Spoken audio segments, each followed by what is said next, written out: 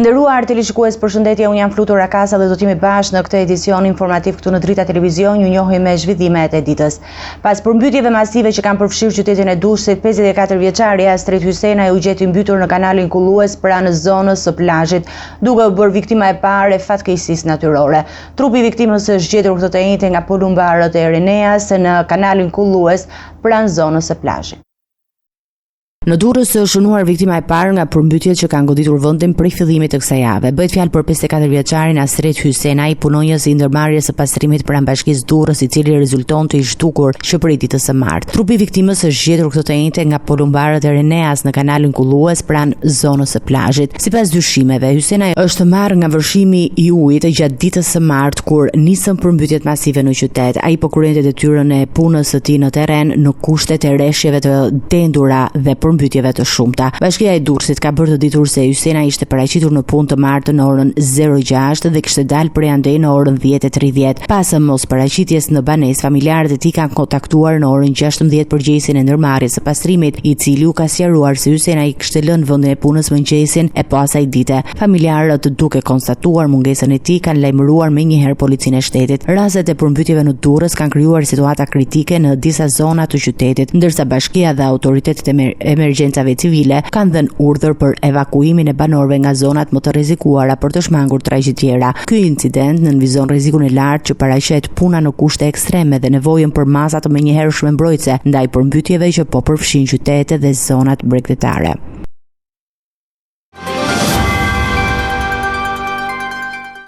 Lumejt, Vjos dhe Erzen kanë dalë nga shtrati duke kërcënuar banorët, tokat bujqësore dhe infrastrukturën në disa qarqe të vendit, ndërsa autoritetet lokale dhe emergjenca civile kanë ngritur pika të veçanta ndihme dhe kanë nisur evakuimin e njerëzve nga zonat më të rrezikuara në Vlorë, Fier dhe Durrës.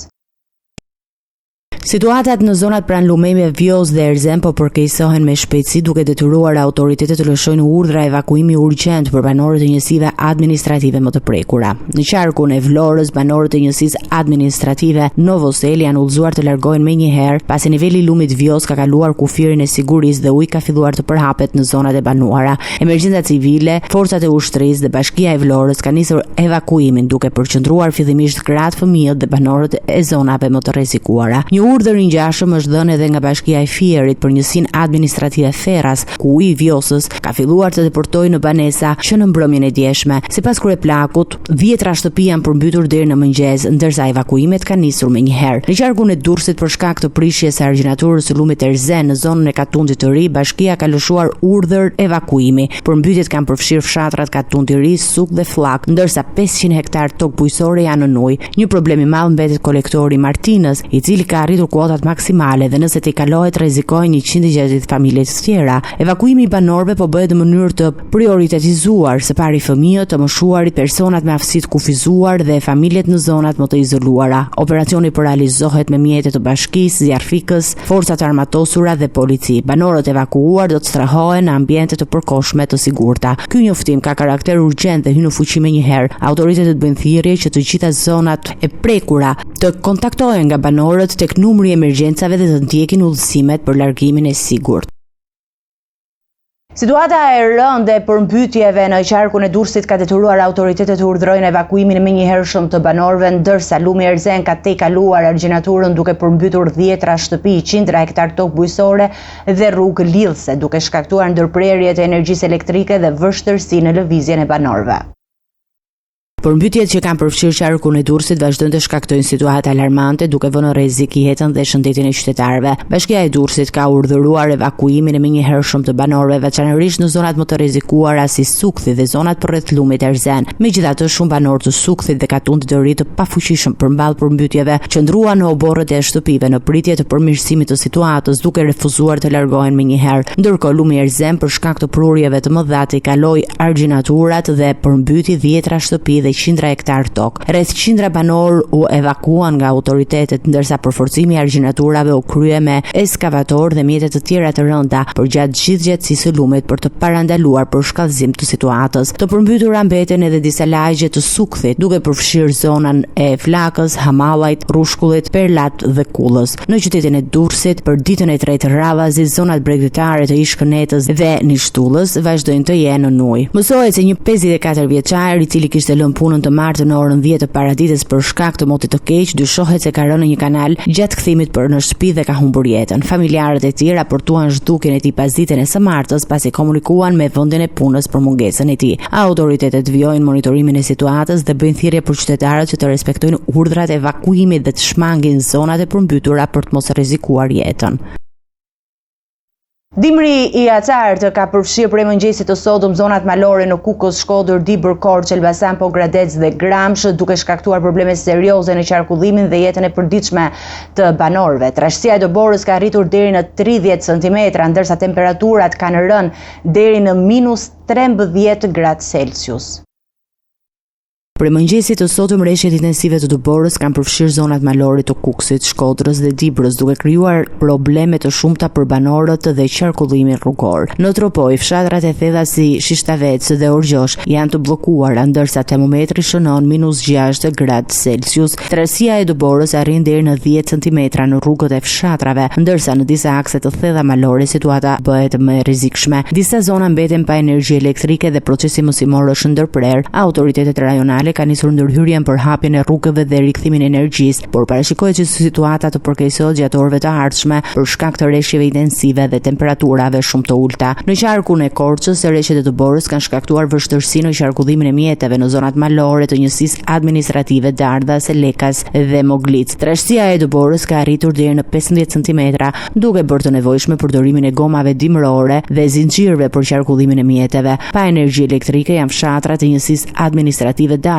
ndërsa probleme të pjesshme ka edhe në Moglic dhe Lekas. Situata nuk është më e lehtë në qarkun e Elbasanit, ku rreshtet e dentura kanë krijuar një shtresë dobore deri në 30 cm në zonat malore, ndërsa temperaturat kanë zbritur deri në -7 gradë. Në rrugën Librasht, Beshkopi, disa mjete u bllokuan në vendin e quajtur kthesa e Lunikut, pasi nuk ishte ndërhyrje të menjëhershme për pastrimin dhe kriposin në rrugë. Akset nacionale Prenjas, Qafthan dhe të tjera janë të kalueshme, por disa kërkojnë zinxhir ose goma dimrore. Në disa fshatra të bashkisë Prenjas dhe të Gramshit ka mungesë të energjisë elektrike. Edhe fshatrat e thella në qarkun e Pogradecit, përfshirë njësitë administrative Dardhas, Lekas dhe Moglic, janë të bllokuar nga trashësia e doborës dhe ndërprerja e energjisë elektrike. Trashësia e doborës ka kaluar 15 cm në zonat malore dhe parashikimet e motit flasin për përkeqësim të situatës me temperatura deri në -13 gradë Celsius dhe rreshjeve intensive në orët në vijim. Autoritetet rajonale dhe emergjencave civile po monitorojnë situatën dhe kanë bërë thirrje për banorët që të shmangin udhëtimet e panevojshme dhe të përdorin mjete të pajisura me goma dimrore dhe zinxhir. Po ashtu qytetarët këshillohen të jenë të kujdesshëm pranë lumejve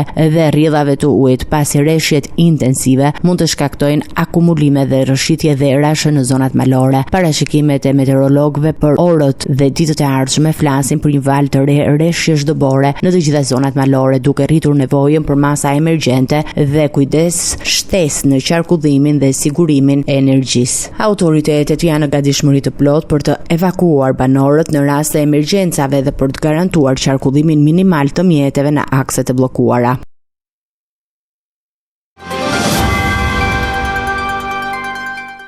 Ndërsa disa qytete bregdetare të vendit po përballen me përmbytje dhe dëme të konsiderueshme nga rreshjet intensive të shiut, situata në Kavaj paraqitet e stabilizuar dhe menaxhueshme. Bashkia dhe shtabi i emergjencave janë në gatishmëri, ndërsa problematikat e evidentuara pritet të shërbejnë si bazë për ndërhyrjen e menjëhershme dhe investime të paralajmëruara. Që prej 2 ditësh pjesa perëndimore e vendit përfshirë zonat e Kavajës dhe Durrësit po përjeton mod të paqëndrueshëm me rreshje të dentura shiu dhe periudha intensive gjatë natës dhe ditës. Si pasojë, në disa qarqe të Shqipërisë janë raportuar përmbytje që kanë prekur banesa, biznese dhe sipërfaqe bujqësore, veçanërisht në Durrës, Lezhë, Shkodër dhe Vlorë. Në kontrast me këto zona problematike, situata në qytetin e Kavajës paraqitet deri më tani e qëndrueshme dhe pa rrezik konkret për përmbytje. Kjo sipas autoriteteve vendore lidhet edhe me punën paraprake të kryer nga bashkia për pastrimin e kanaleve maleve kulluese dhe vaditse përpara sezonit të dimrit. Megjithatë, rreshjet e mëdha kanë sjellë inertë dhe mbetje që rrezikojnë bllokimin e disa segmenteve të sistemit kullues. Sipas një komunikimi me kryetarin e bashkisë Kavaj Fisnik Qosja, kjo situatë ka nxjerrë në pa edhe pikat më problematike dhe më të rrezikshme, të cilët do të jenë objekt ndërhyrjes së menjëhershme. Ai theksoi se vonesat e deritanishme në disa investime kanë ardhur për shkak të procedurave burokratike, por kjo nuk do të thotë se projektet e premtuara nuk do të realizohen. Kryebashkiaku bëri të ditur se ndërhyrjet në ura, rrugë dhe kanale do të vijojnë së shpejti, ndërsa kjo situatë e krijuar nga moti i keq ka shtyrë stafin teknik të bashkisë të analizojnë me më shumë kujdes edhe zonat ku u shfaqën problematika, si në fshatrat Memzotaj, Synej, Qerret, si dhe në disa lagje të qytetit. Në këtë kuadër, Bashkia Kavaj dhe Shtabi i Emergjencave Civile ka vënë në dispozicion të gjitha strukturat për përballëmin e çdo situate të mundshme. Grupet e verifikimit ndodhen në terren për të vlerësuar dëmet dhe për të ardhur në ndihmë familjarëve në nevojë. Qytetarët janë ftuar të raportojnë çdo problematikë dhe të shmangin zonat e rrezikuara. Në fshatin Memzotaj, Projka dal nga shtrati si pasojë e rreshjeve, por sipas autoriteteve lokale situata është tashmë e stabilizuar dhe nën kontroll. Sipas parashikimeve meteorologjike, gjatë muajit janar në zonën e Kavajës pritet një sasi rreshjes shëmbim mesataren me më shumë se 146 mm shi të shpërndarë në rreth 18 ditë. Temperaturat mbeten të ulta, ndërsa rreshtit do të vijojnë edhe në ditët në vijim. Megjithatë, me tendencë lehtësimi pas fundjavës, autoritetet apelojnë për kujdes të shtuar, ndërsa theksojnë se Kavaja, ndryshe nga disa qytete të tjera bregtetare, vijon të mbetet në një situatë të pranueshme dhe të monitoruar nga afër.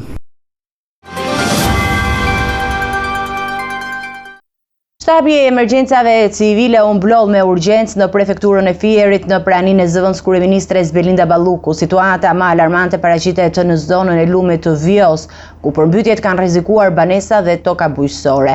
Qeveria ka zbritur në terren dhe po përgatit një paketë dëmshpërblimi për familjet e prekura.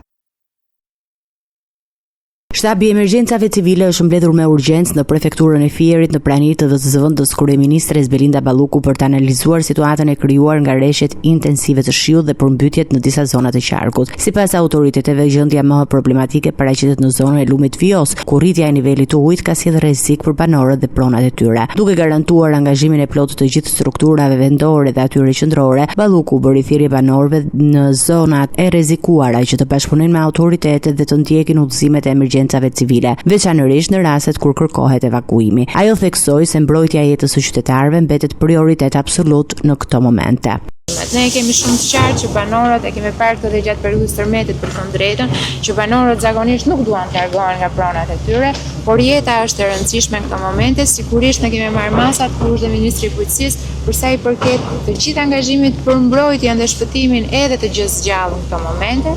Duhet jeni në dijeni që kryeministri është duke dizenjuar së bashku me Ministrinë e Financave në këto momente një paketë e cila do të garantojë dëmshpërblimin si për pjesën bujqësore ashtu edhe për banesat.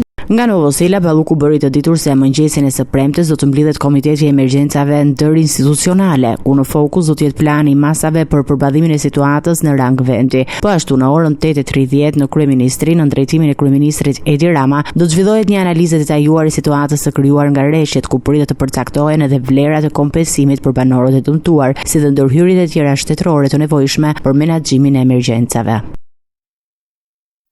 Sesioni i ri parlamentar nis të hënën në 19 janar, ndërsa socialistët kanë filluar takimet përgatitore të forumeve të tyre të brendshme për të planifikuar strategjinë dhe prioritetet për këtë vit. Kryeministri i vendit Edi Rama po diskuton dhe po takohet me grupin parlamentar socialist, ku do të diskutojë gjithashtu dhe sjellja e shumicës në parlament përballë opozitës, si dhe punimet për reformat në ligjin elektoral dhe hartën e re administrative territoriale.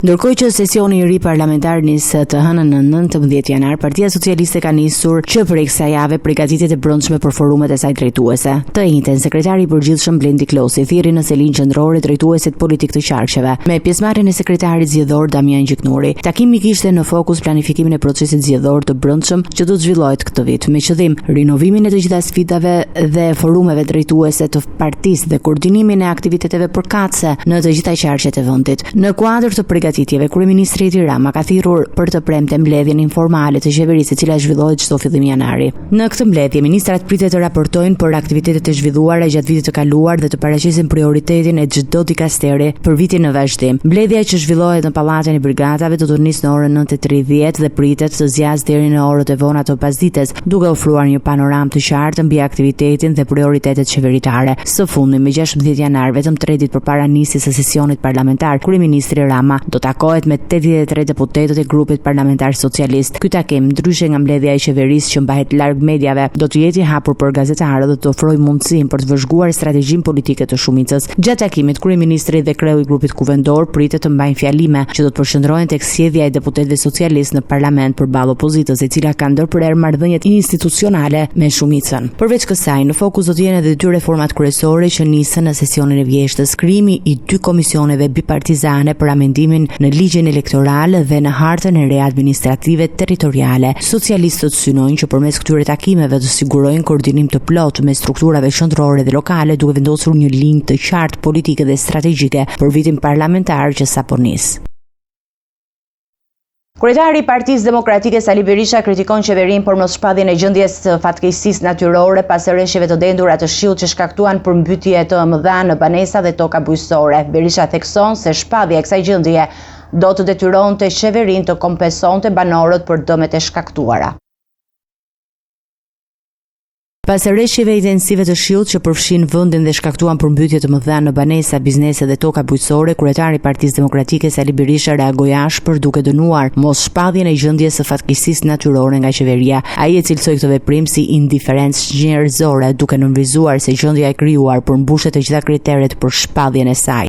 Para kësaj situate, dënoj me forcën më të madhe këtë indiferencë njerëzore, mos shpalljen e gjendjes së fatkeqësisë natyrore, gjendje e cila ka tejkaluar, plotëson në këto rrethe të gjitha kriteret për të shpallur. Por kjo mos shpallje vjen për shkak se nuk duan t'i kompensojnë qytetarët për humbjet e tyre, sepse shpallja e gjendjes së fatkeqësisë natyrore detyron qeverinë të kompensojë të gjitha dëmtimet e krijuara nga fatkeqësia. Berisha bëri thirrje qytetarëve të evakuohen menjëherë për të shmangur rreziqet që paraqesin lume të rrëmbyer. Ju bëj thirrje banorëve të evakuohen sa më shpejt, sa më parë me të gjitha mundësitë e tyre, sepse lumi, vjosa, është një lum me rrezikshmëri të pakrahasueshme me asnjë nga lumejt tjerë të vendit në befasinë e prurjeve të tij. Reagimi i Berishës vjen pas komenteve ironike të kryeministrit Edi Rama lidhur me akuzat për menaxhimin e përmbytjeve, të cilat ai konsideron një tallje cinike. Majoranca socialiste dhe kreu i kuvendit Niko Peleshi nuk kanë ndryshuar qëndrim lidhur me kërkesën e opozitës për Belinda Ballukun. Këshilli i mandateve nuk do të mblidhet pa u shprehur më parë gjykata kushtetuese. Ndërkohë Partia Demokratike paralajmëron kallëzim penal në SPAK ndaj Peleshit për shkeljet e tyre. Majoranca socialiste dhe kryetari i kuvendit Niko Peleshi vijojnë të mbajnë të padryshuar qëndrimin e tyre lidhur me çështjen e zëvendës kryeministres Belinda Balluku. Dyert e këshillit të mandateve nuk do të hapen pa u shprehur më parë gjykata kushtetuese, duke rrëzuar kështu kërkesën e opozitës për shqyrtimin e mandatit të saj në këtë fazë. Ndërkohë, brenda rallëve të opozitës janë shfaqur dhe zëra që sugjerojnë ndryshim strategjie. Deputeti Agron Sheh u bëri thirrje demokratëve që të hapin publikisht dokumentet dhe provat e SPAK-ut, të cilat ndodhen në një USB me rreth 16.000 faqe materiale hetimore, duke shkelur sekretin hetimor. Megjithatë, kjo thirrje u refuzua nga Partia Demokratike.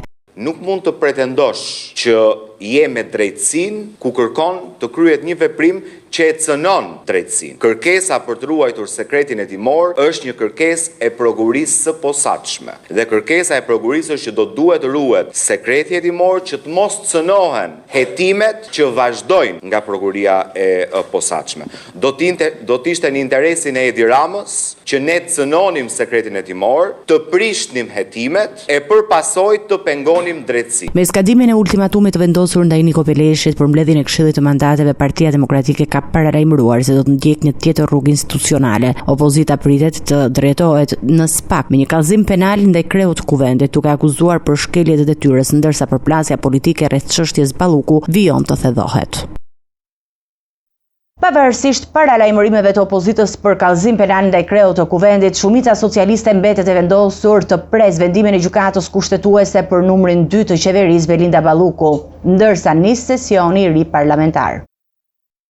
Shumica e socialistëve në kuvend ka bërë të ditur se qëndrimi i saj mbetet i palëkundur për sa i përket çështjes Balluku, pavarësisht tentativave të Partisë Demokratike dhe paralajmërimeve për kallëzim penal ndaj kryetarit të kuvendit Niko Peleshi. Në një njoftim zyrtar, kuvendi ka bërë të ditur se sesioni i ri parlamentar do të nisë të hënën në 19 janar. Gjatë kësaj dite do të bëhet i ditur dhe kalendari i punimeve për periudhën e ardhshme. Po ashtu, kuvendi do të nxjerrë urdhrat përkatës për seancën hapse në konferencën e kryetarëve, mbledhjen e byros së kuvendit si dhe këshillin e rregullatores, mandateve dhe imunitetin. Ky organ do të shqyrtojë kërkesën e SPAK-ut për heqjen e imunitetit të zëvendës kryeministres së qeverisë Belinda Balluku. Kreu i kuvendit Niko Peleshi pritet të ketë një agjendë të gjeshur ndërkombëtare në fund të këtij muaji. Ai do të udhtojë drejt Italisë me 14 dhe 15 janar, i shoqëruar nga një delegacion deputetësh. Gjatë vizitës Peleshi do të takohet me presidentin e Dhomës së Deputetëve të Italisë Lorenzo Fontana, si dhe me presidentin e Senatit italian. Takimet pritet të përqendrohen në bashkëpunim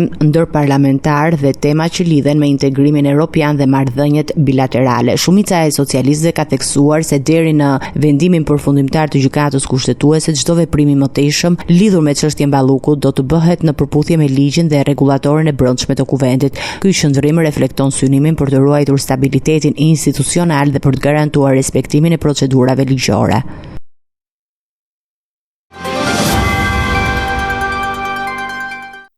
Pas rreshjeve të dendura të shiut që shkaktuan përmbytje në disa zona të Kosovës, situata meteorologjike ka ndryshuar ndjeshëm. Në shumë pjesë të vendit ka nisur bora, ndërsa temperaturat pritet të zbresin në 0 gradë.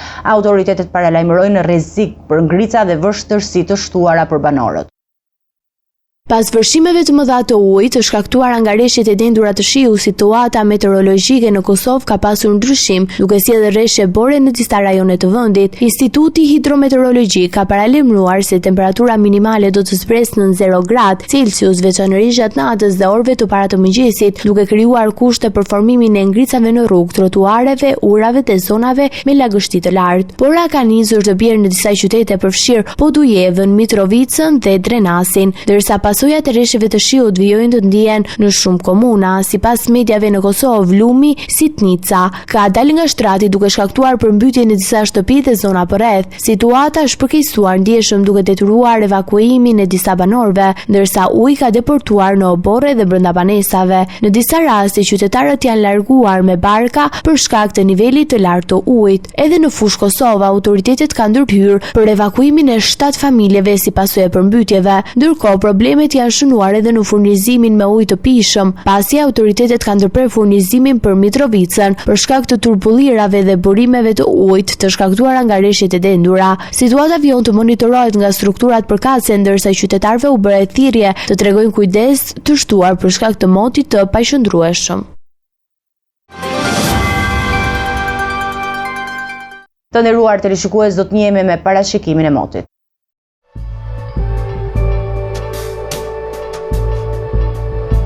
Territori shqiptar për datën 9 janar 2026 do të jetë në ndikimin e masave ajrore të paqëndrueshme, duke sjellë mot me vranësira dhe rreshje shiu në pjesën më të madhe të vendit. Paraditja do të shoqërohet me rreshje shiu në shumicën e zonave, ndërsa në zonat malore verilindore do të ketë edhe rreshje dëbore. Pasditja vijon me rreshje shiu të herë pas hershme dhe intervale të shkurtra pa rreshje, kryesisht në zonat bregdetare. Temperatura minimale pritet të zbresë deri në -5 gradë Celsius, ndërsa ajo maksimale do të arrijë deri në 13 gradë Celsius në zonat jugore dhe bregdetare. Gjatë ditës priten rreth 1 deri në 3 orë me diell kryesisht në jug dhe bregdet. Era do të fryejë lehtë deri mesatare nga drejtimi verilindor me shpejtësi 3 deri në 5 metra për sekond. Deti do të ketë dallgëzim të ulët deri mesatar rreth 1 deri në 2 ball. Indeksi ultraviolet për Tiranën më 9 janar 2026 pritet të jetë i ulët rreth 1. Sipas të dhënave astronomike, lindja e diellit në Tiranë më 9 janar do të jetë rreth orës 6:59, ndërsa perëndimi rreth orës 16:36 minuta. Temperaturat minimale dhe maksimale për disa qytete kryesore të Shqipërisë do të jenë si më poshtë. Shkodër 0 deri në 9 gradë Celsius. Kukës -4 deri në 7 gradë Celsius. Peshkopi -4 deri në 6 gradë Celsius. Tiranë, 2 deri në 9 gradë Celsius. Durrës, 2 deri në 10 gradë Celsius. Kavaj, 1 deri në 9 gradë Celsius. Elbasan, 1 deri në 8 gradë Celsius. Berat, 1 deri në 10 gradë Celsius. Korçë, -5 deri në 4 gradë Celsius. Vlorë, 5 deri në 13 gradë Celsius. Gjirokastër, 0 deri në 8 gradë Celsius. Sarandë, 3 deri në 12 gradë Celsius.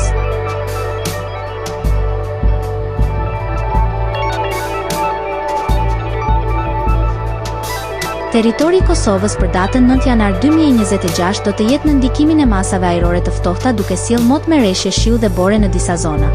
Paraditja do të ketë reshje shiu dhe bore në shumë qytete ndërsa pasditja vijon me mot të ftohtë dhe vranësira.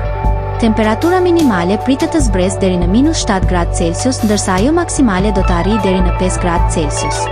Era do të fryejë lehtë nga drejtimi verilindor me shpejtësi 2 deri në 4 metra për sekond. Indeksi ultraviolet për Prishtinën më 9 janar 2026 pritet të jetë I ulët rreth 1. Sipas të dhënave astronomike, lindja e diellit në Prishtinë më 9 janar do të jetë rreth orës 6:58, ndërsa perëndimi rreth orës 16:27 minuta. Temperaturat minimale dhe maksimale për disa qytete kryesore të Kosovës do të jenë si më poshtë.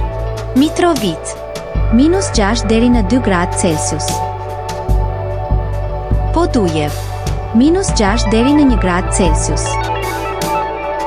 Skënderaj, -4 deri në 2 gradë Celsius. Pej, -7 deri në 4 gradë Celsius. Prishtinë, -6 deri në 2 gradë Celsius. Gjakov, -2 deri në 4 gradë Celsius.